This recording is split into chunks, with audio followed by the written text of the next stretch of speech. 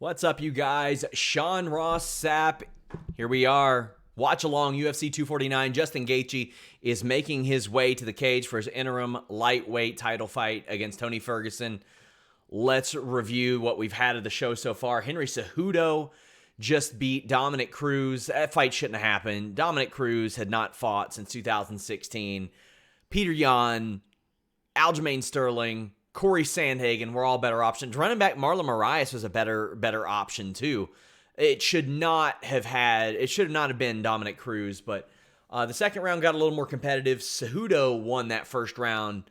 I thought, man, my hair's a wreck. Won that round pretty decidedly, but second round was a little closer. They had a clash of heads, and Cejudo just jumped on Cruz right after that. I saw a lot of discussion about the stoppage. Quite frankly, I didn't have that much of a problem with the stoppage. Everybody looks fine. Everybody looks like they're getting up when they're allowed to get up. Henry Cejudo cracked Cruz with his knee.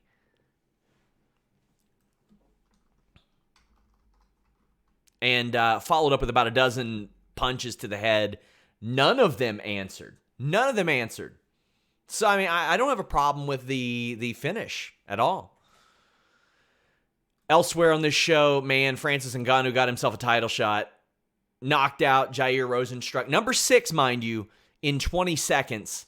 It was what you thought it would be with Francis Ngannou. Watch our preview, man. I said one of them's going to throw their fist. They're going to knock the other guy out. That's how it happened. The thing I like about Francis Ngannou is that after those back-to-back losses that he had, he said, you know what? Throwing my fist at people's faces and making it connect really works, so I'm going to keep doing that. And that's what he's doing. He's not wasting any time. He's going out there, he's knocking people out, and he's going home. It's amazing. Also, I don't believe that Henry Cejudo is retired. He claims that he had retired after the fight. He said, I'm happy with my career, yada, yada, yada. He thinks that he's going to get a big money fight. I don't think he is. I don't think that's the case. I think this is for leverage. We'll talk more about that momentarily. Calvin Kattar defeated Jeremy Stephens. Man, Kattar didn't get the fast start that I expected. And I thought that he would pour it on, but I didn't think he'd pour it on like that towards the middle rounds, and he did. It was unbelievable. Yorgan De Castro seemed like he was doing well as he was striking throughout the second round. Then he messed up his foot. Greg Hardy ran away with that one. The scorecards, 30-27s across the board, maybe not, but Greg Hardy won that fight. Say what you want about Greg Hardy. He comes to fight. I don't like talking about the dude. Like talking about number 15, Anthony Pettis, beating Donald Cerrone. Cerrone's lost 4 in a row. This was very much a let's get one of these guys a win type of thing. And Cerrone, I don't think he's in the territory where you got to be like, put him out to pasture type of thing. This was an awesome fight. He turned it up. It was a blast to watch. Anthony Pettis won. One of these guys had to win, and the UFC had to have one of these guys win. Because they're putting these guys on a featured prelim spot. Donald Cerrone just came off a pay-per-view main event. I thought this was the right thing.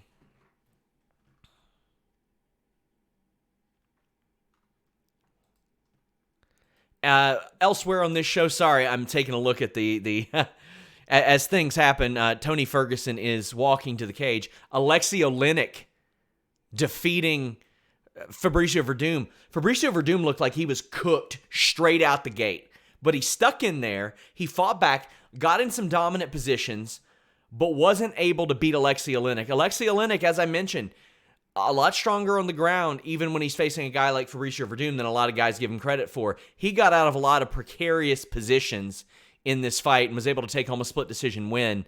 He poured it on at the beginning and the end of the fight, and it was enough to win it. I thought this was a good one as well. Carla Esparza beat Michelle Watterson. Close fight there, 30-27s on each side. 29-28 goes to Esparza. She's on a roll. She's won 3 in a row now. She's back in the hunt in that division. Vicente Luque defeated Nico Price. As I mentioned to you guys, on the preview show, Nico Price is a guy that you got to take seriously, even though he's inconsistent.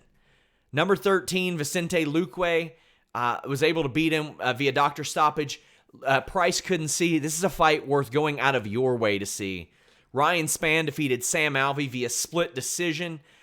Spann had this fight. It was his. I don't think that Alvey came close to winning that, but Ryan Spann's somebody to watch out for, as is Bryce Mitchell. I made a lot of jokes because dude unfortunately tangled his nutsack in a power drill a couple years ago. He's undefeated in his career, but he's 3-0 since tangling his nutsack up. He is like almost landing twisters all the time, and I'm not talking about the power drill. He won like 30-25, 30-24. He looked awesome in this. Man.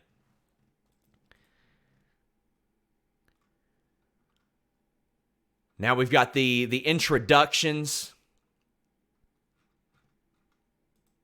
Very excited for this fight. Justin Gaethje, Tony Ferguson. It should be Habib and Tony Ferguson. I don't know how I feel about watching Justin Gaethje in this fight. I know it's going to be an awesome fight, but I feel like we run the risk of not getting Tony Ferguson against Habib Nurmagomedov as a result. And the more time that passes, the better this is for Habib Nurmagomedov.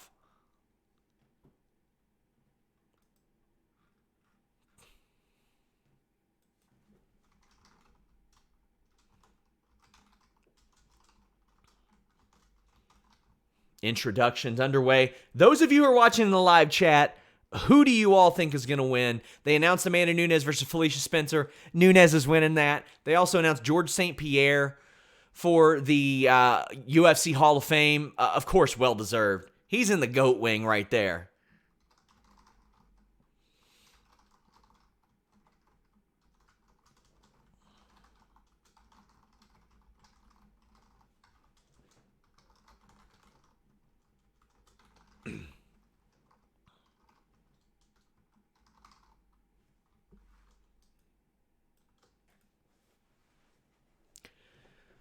This fight is interesting for a few reasons. One, Ferguson did a test weight cut. Not a test weight cut. He went and made weight for the fight that he was supposed to have a few weeks ago, which is such a Ferguson thing to do. And I just hope it doesn't affect him here, and I'm very fearful that it will affect him here. Y'all are going to have to deal with me drinking out of this giant jug. I didn't have my glass here tonight. I appreciate you guys for tuning into these live watch-alongs. They make my night a little bit earlier. Right now, I got people asking what my fight of the night is. It's Nico Price and Vicente Luque. The knockout of the night to me so far is Ngannou over Rosenstruck. And there is no submission right now. So the other finish of the night would be Calvin Kattar. All due respect to Henry Cejudo. I know I don't want to say I crapped on him, but I just thought that Kattar's finish was a little bit better. Henry Cejudo's was good. I thought it was just fine. That knee that he landed was sick. We're underway. It's about 4:40 into the first round, or 4:40 left of the first round of Ferguson and Gaethje. Put my ESPN Plus window in front of me. The way I'm kind of looking at you guys. Now, as we look at this, I mean, the striking advantage, it's really hard to tell who's going to have the striking advantage here. Justin Gaethje is underrated wrestling, but Tony Ferguson is a wizard on the ground. As far as conditioning goes, Justin Gaethje is going to have an uphill battle if this gets into the 4th or 5th round, I believe, against Tony Ferguson, because Tony Ferguson just doesn't get tired. He just doesn't wear down. He is like a zombie. He's like... He gets better as the fight goes on. Sorry for all the stuttering. Nice leg kick thrown by Justin Gaethje. Gaethje is one of those guys that helped push forward the low calf kick so much and really brought it to prominence. I mean, MMA is always changing. Like every few years you have an oblique kick, you have a teep kick, you have a low calf kick, you have something like that that really revolutionizes revolutionizes MMA and really makes people switch up everything they know. Big leg kick from Tony Ferguson. Yes, I know I'm behind, guys, because I don't want to spoil anybody, and my streaming software, it'll have me a little bit behind.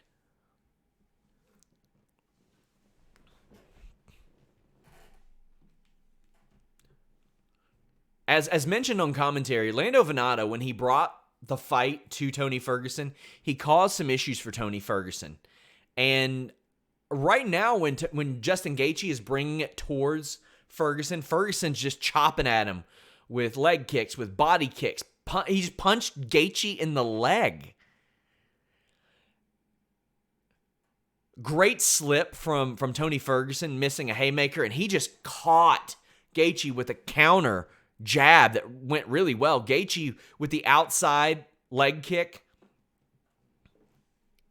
to the lead leg of Tony Ferguson. This is already shaping up to be about what I wanted it to be. Good striking. They're piecing together combos and counters. They're not actively... I mean, the thing is, some good footwork, we can all appreciate and like, but they're standing right there. They're moving around instead of in and out and really taking it to each other. I'm digging it.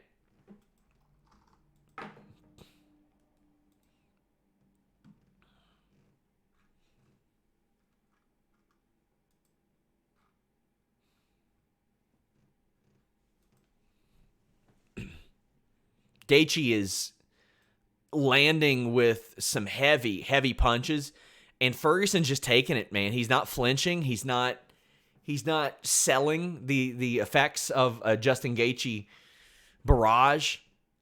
He's stepping in and doing his own thing. Ooh, that was a nasty one. That was a really nasty one from Gaethje.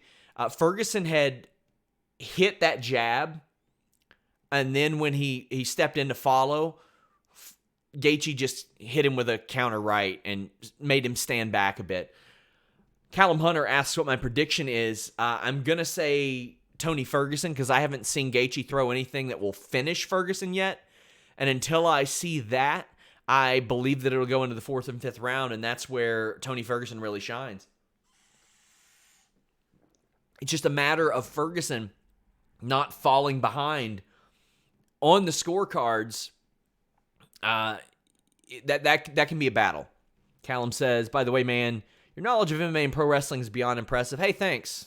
Spent a lot of my life doing that, but I appreciate it. I appreciate you all hanging out here with me and my messed up hair. Please leave a like if you're watching on youtube.com/Fightful. Subscribe. We're really close to 25,000. Let's get us to 100,000 tonight. How about that? Shots landed at the same time, but Gaethje had a left hook that really connected a little bit more than Ferguson did.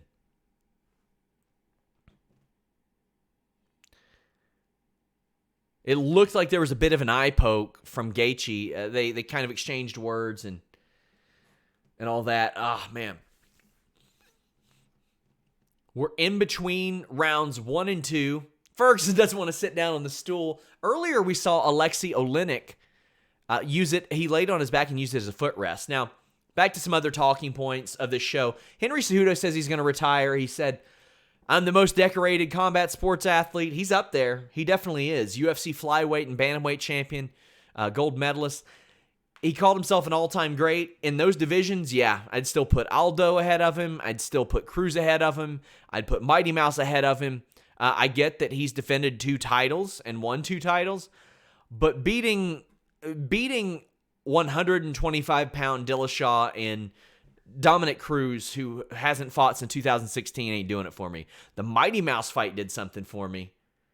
The Marias fight did something for me, but not wanting to fight Sterling, Peter Yan, Corey Sandhagen, Joseph Benavidez, that was rough. We're into round 2.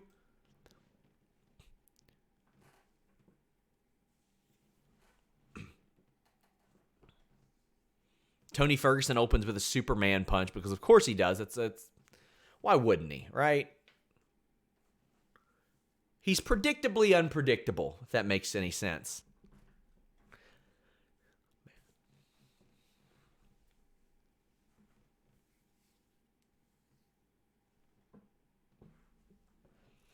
apologies if there's any dead air here. I try to keep it busy, try to keep talking because nobody wants to be listening to a podcast and not have audio, because I know a lot of people, the majority of people, aren't going to watch this synced up with their fight.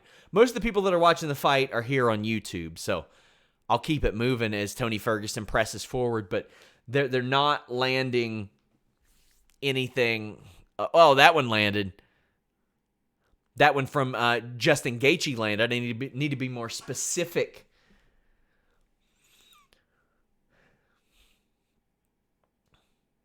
And Gaethje's landing these shots pretty flush whenever he lands on Ferguson. And Ferguson not only isn't going down, but he's not slowing down either. And that's got to be intimidating. I don't want to say intimidating to Gaethje, but the last few guys that Gaethje has punched like that have went out or he's finished. Now Gaethje going at the legs of Tony Ferguson.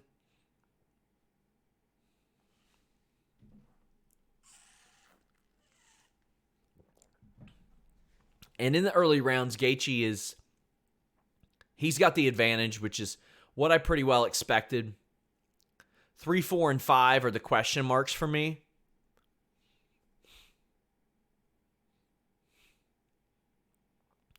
Gaethje's got really good head movement too. Like, there are times where he'll go a minute straight and he'll just throw punches, and then he'll throw leg kicks that work really effectively, consistently too. He'll spam those, so to speak. Like I said, man, that low calf kick that, I don't want to say Gaethje started to do it, but he was one of the first that brought it to American MMA heavily, and he's going to that well repeatedly here through round 2. Now, the thing is, we can't actually see how much damage is done to Tony Ferguson's calf because he's got a big tattoo on his left calf.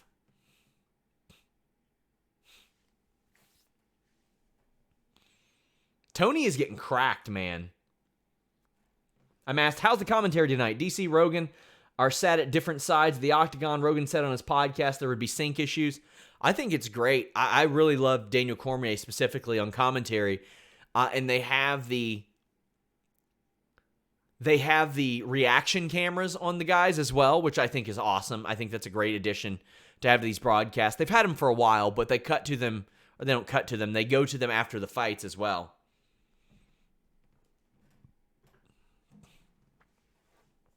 Justin Gaethje's putting a lot into these strikes. Another heavy calf kick. Ultimately, man, Tony Ferguson's human. Even though he might not think he is, or he might not act like he is human. And when you mount up all these leg kicks, all these heavy strikes, especially the hooks from Justin Gaethje, they're going to add up. And the thing is, Gaethje has hit him with at least a dozen of those big calf kicks. And Ferguson is still pressing forward. He's not slowed down. He's not hobbling. He's not limping. He's switching his stances.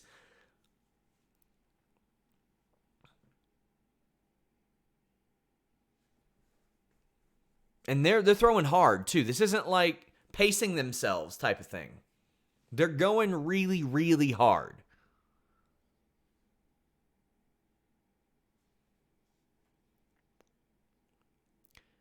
The thing is, Gaethje's boxing is just it's really crisp and effective. And even though he'll throw some haymakers here and there, they usually have really good technique with him as well. He doesn't deviate from that a ton. But the fact that he is able to throw in that low calf kick, it helps, because when you throw a kick, when you throw a leg kick, body kick, head kick, anything like that, you got to turn your hips a little bit. Huge uppercut from Tony Ferguson to end the round. Gaethje staggered a little bit. So when you throw one of those body kicks, leg kicks to the thigh, head kicks, you turn your hip pretty heavily. And usually you got to throw your arm back a little bit. Sometimes you do. Mainly if it goes above the waist, a lot of times you'll see that. When you throw that low calf kick, you can do it without turning your hip as much because you don't have as far for your leg to go. It doesn't have to raise up as much.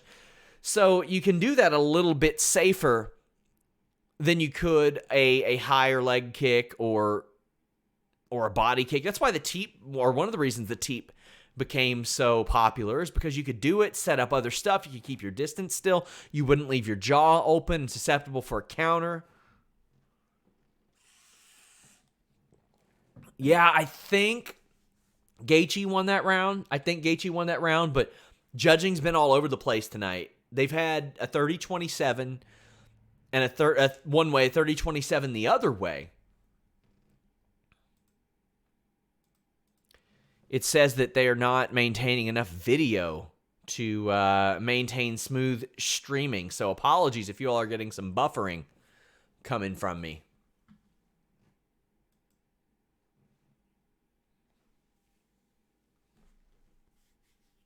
Now is where I expect Tony Ferguson to really turn up the heat.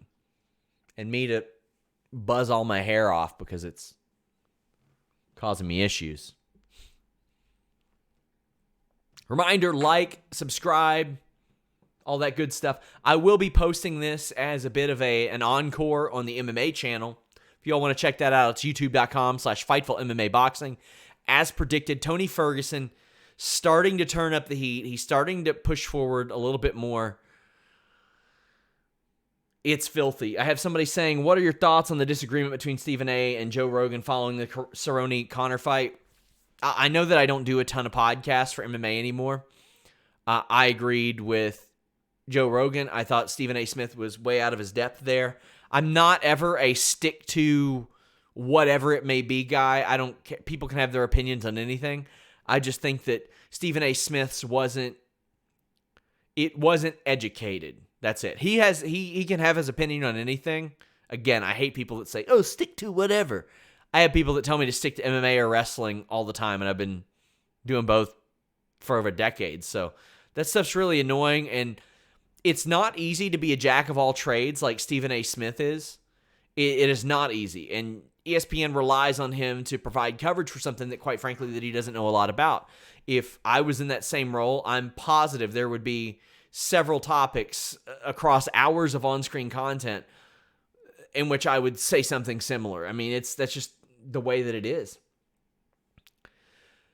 Tony Ferguson's got a cut underneath his right eye. I think it's underneath his right eye.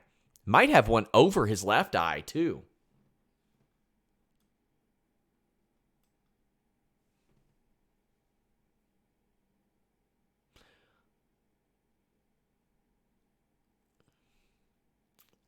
I got a feeling something's coming. Oh, Justin Gaethje cracked Tony Ferguson, but Tony Ferguson just went right back at him.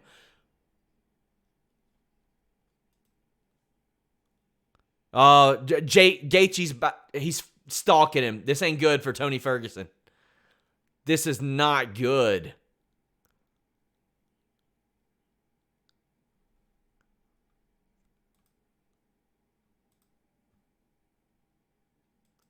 Oh my God, this is not going to be good for Tony Ferguson.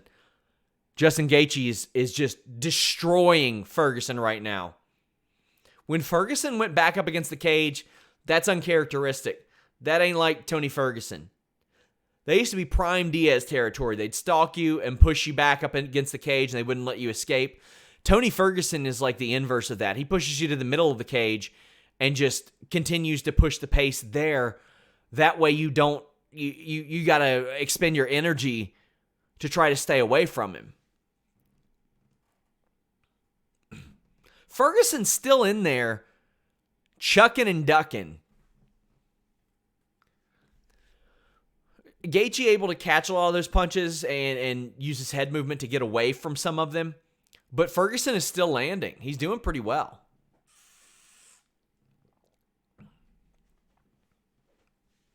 There's a right hand that Tony or that Justin Gaethje keeps pulling back on. Then he'll swivel off or he'll shift off his weight, go back, and then pop Ferguson in the face with it. That is masterful. It's really, really good.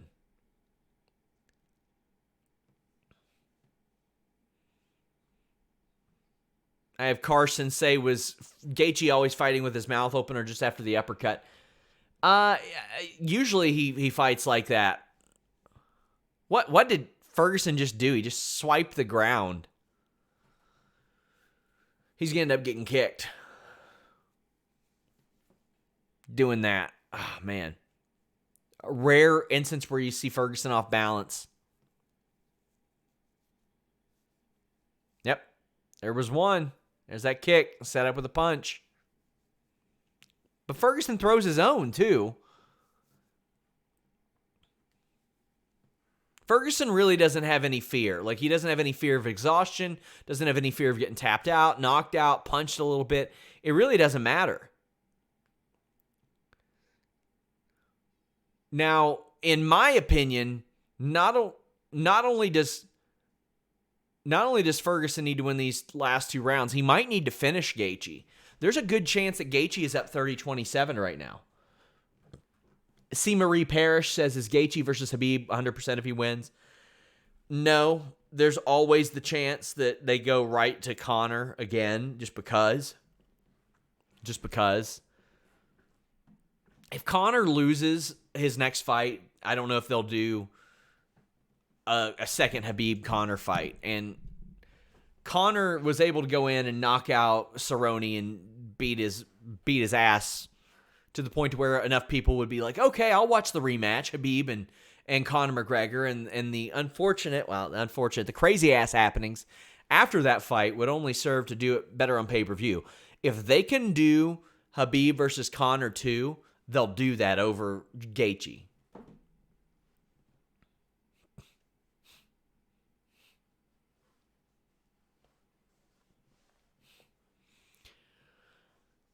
And A says, if Gaethje gets Khabib before Tony does, that would suck. Yeah, it would suck. I mean, that's the thing.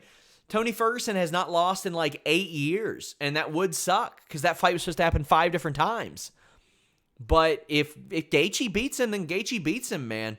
That's how I feel. Like, I wish they would have just done Khabib versus Ferguson somehow. Of course, you couldn't have predicted a global pandemic. Like, any possible way that this Ferguson-Khabib fight was going to get canceled, it would. Illness, buses, freaking, like, it was, I can't remember if the bus attack stopped anything. I think it was tripping over a cord, just all kinds of stuff, and Ferguson just missed a big wheel kick. But if Gaethje beats Ferguson, I got to look at that and say, all right, he beat the man. If he beat the man, you're next in line. But as we see in the UFC, because they love putting people who don't deserve title shots in title shots, that's not always the case.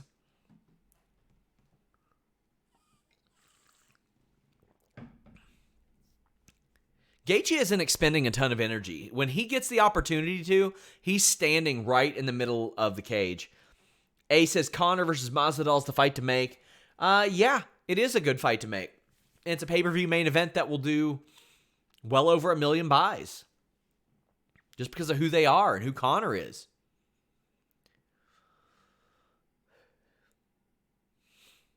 At this point, I get the feeling the fight's going to go the distance. Because Ferguson is he's still at full speed by the looks of it. And he's been cracked 1 billion times. Sound Shop Vlogs says, how do they get to Khabib Conor 2? Conor won his last fight. That's all the reason that the UFC needs to do it. I mean, do I agree with it from a pure sports perspective? Not necessarily.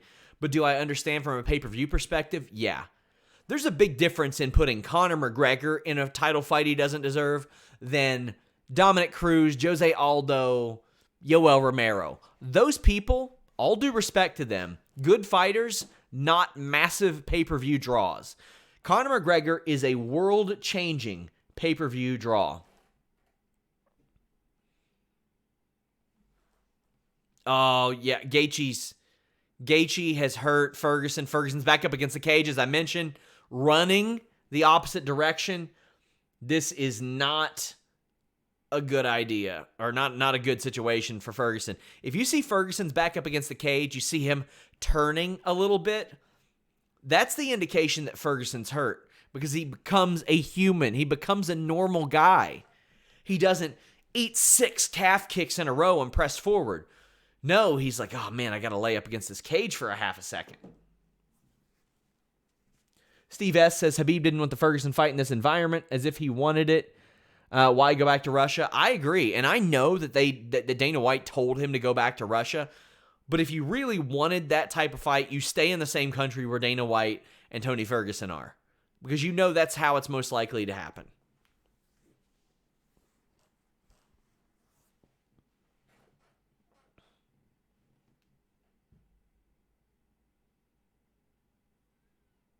How many rounds is this, Ray? It is 5 rounds. We are in the 4th of 5 rounds. There are about 6 minutes remaining in the fight.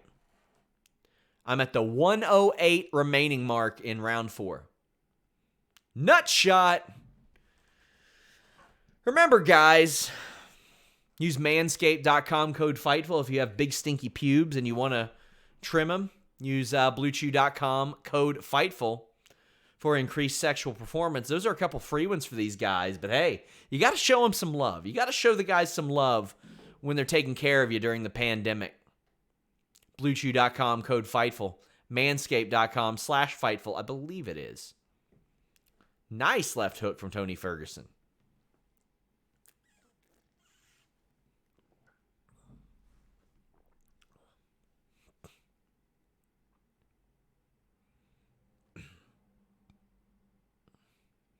Beautiful leg kick from Justin Gaethje that wobbled Tony Ferguson, but Tony comes right back and he's like, yeah, I know this leg is bleeding, but I'm going to throw it at your head and kick you in the face instead.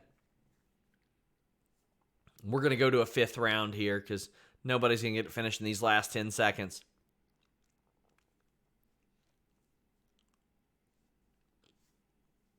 Another head kick from Gaethje, and Ferguson's like, let me give you one. Punches him in the face. 5th round. Ferguson's got to finish to win.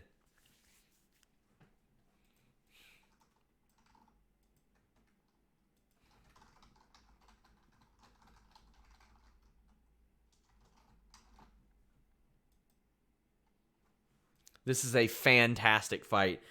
It is, in my estimation, 4 rounds to none, Justin Gaethje. But it's still a fantastic fight.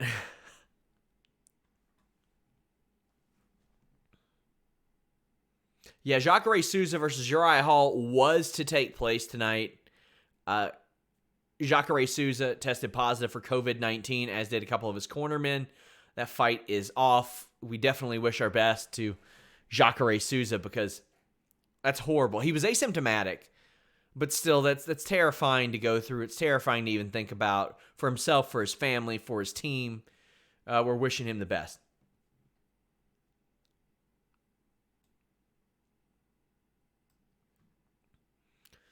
Here we are, 5th round. Ferguson's got to finish. Got to finish to win this fight. Barring some horrible judging or the most lopsided round in MMA history, and I mean the most lopsided round, Tony Ferguson would have to knock Justin Gaethje down like 40 times in a row, but not finish him in order to win this on the scorecards. You'd have to get like a 10-5 somehow. And that ain't happening, my friends.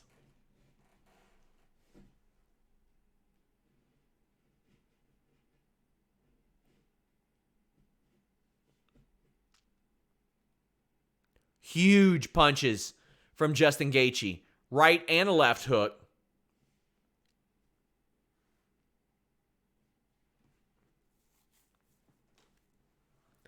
We're finally starting to see Tony Ferguson limp, which is a humbling thing to witness. Not something I thought I would see in this fight. I thought Ferguson was going to end up winning this fight, but I really underrated the conditioning and the pace of Justin Gaethje. Got to put some respect on that guy's name. He's fought an incredible fight. He's stuck in there. He's stayed in the pocket with Ferguson. Not allowed himself to get out pressured or bullied or anything like that. Just an unbelievable fight. Really good. Another good jab from Justin Gaethje. Cracks and wow. 1-2 backed up Ferguson. Gaethje follows, and we're seeing Ferguson backed up against the cage and stepping out again. This ain't looking good. Justin Gaethje is well on his way to an interim championship. Now, keep in mind, this was a title that Ferguson never lost, so I'm glad it's at least a title fight because Ferguson was interim champion and should have been. Ferguson went for that role. It didn't work. It's not going to roll at this point, or it's not going to work at this point. You got to do your best to knock out Justin Gaethje. I don't think you're going to submit him at this stage. You're not going to take down this guy. He's got an underrated wrestling background.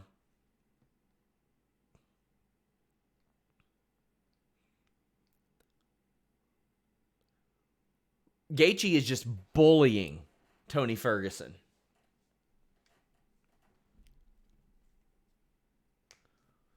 Justin Gaethje at this point is landing at will,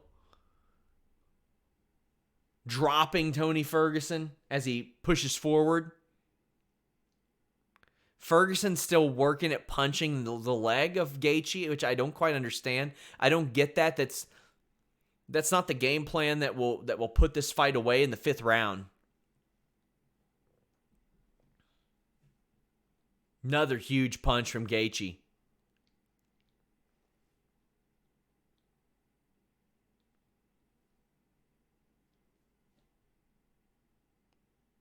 Goddamn, Gaethje, I'm not ruling out a Justin Gaethje finish at this point because how severe he's landing these strikes still in the 5th.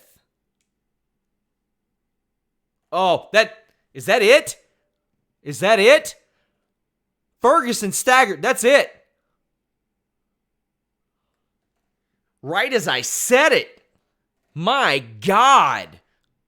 Like, you don't even knock Ferguson down, but when Ferguson does this, he's done. He's done. And Ferguson, terrible sport about this. What did Ferguson think was going to happen? What did Ferguson think was going to fucking happen? He was about to lose a 50-45, maybe a 50-43.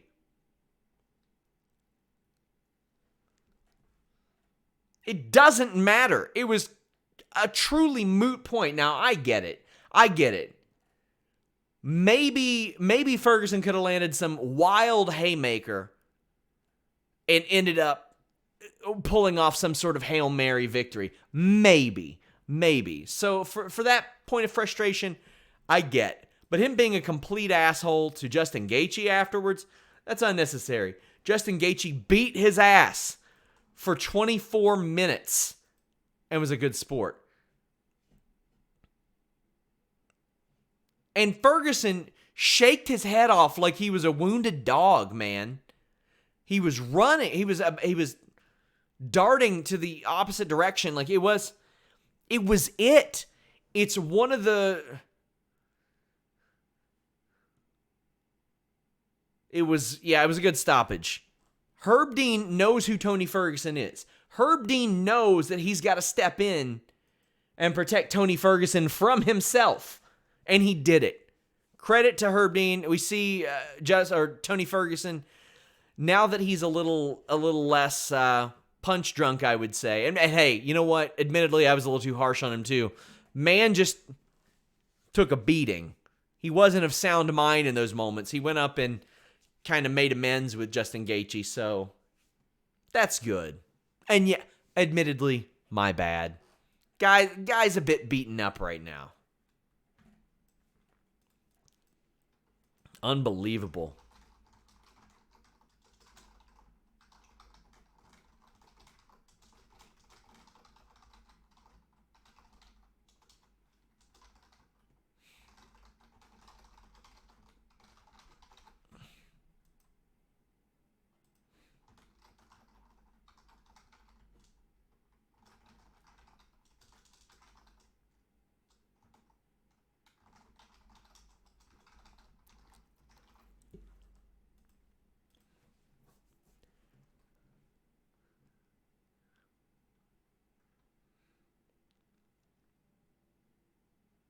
Justin Gaethje,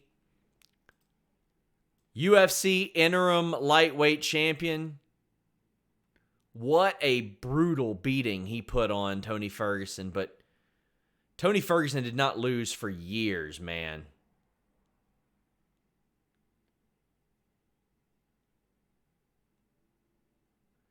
Gaethje takes off the interim title and says he's waiting for the real one. I mean, I think beating Tony Ferguson is worth a real one. You know what I'm saying? I think it is worth a real one.